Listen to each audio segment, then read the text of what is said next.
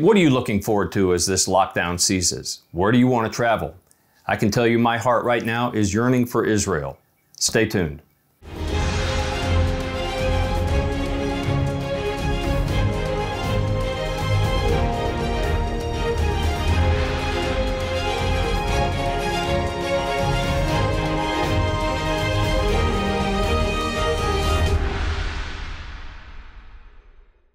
Well, hello again, folks. I'm Tim Moore with Lamb Lion Ministries, here with Dr. David Reagan, our director and senior evangelist. And today we're talking about our yearning for Israel.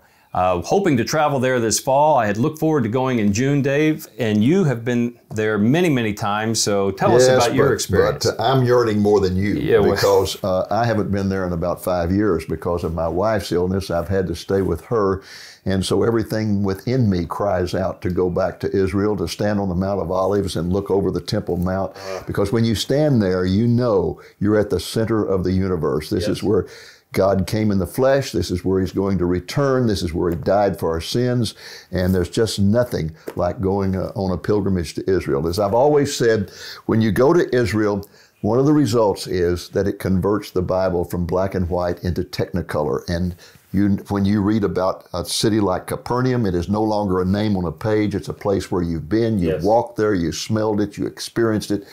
It just brings the Bible to life. It really does. It brings the whole place to life. And I hope that as you all are watching this today, hopefully you gain a little bit of our enthusiasm about Israel. Obviously, Israel, like many other countries, had to shut down its borders, and it is trying to deal with this pandemic.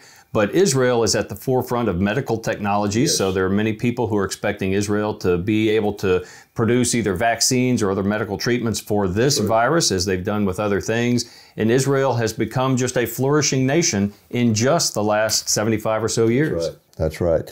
And you had a wonderful pilgrimage schedule, what we call Footsteps of Jesus. Yes. And you had to put it off because of the pandemic. It was scheduled for June. So have you rescheduled that? Yes, sir. We'll be going in September from the 12th to the 23rd. Assuming Israel's open. Assuming Israel's open, yes, Lord willing. But we have the same pilgrimage plan, the Footsteps of Jesus. We'll spend 2 nights in Tel Aviv looking at the historical impact and the prophetic fulfillment that took place there. Something that most 95% of tours never do. No, they don't. They never spend any time in Tel Aviv. And from a Bible prophecy viewpoint, that's one of the most important places, really is, because that's where the state of Israel came back into existence. Virtually within our lifetimes. It is so interesting to visit Independence Hall. I love what you have told somebody. You had a man that said, boy, I wish I could see Bible times or live in Bible times. And you said, you do live in Bible times. Open your eyes. Go to Israel and see the fulfillment of Bible prophecy. But 2 nights in Tel Aviv, 2 nights in Tiberias, which is right on the Sea of Galilee,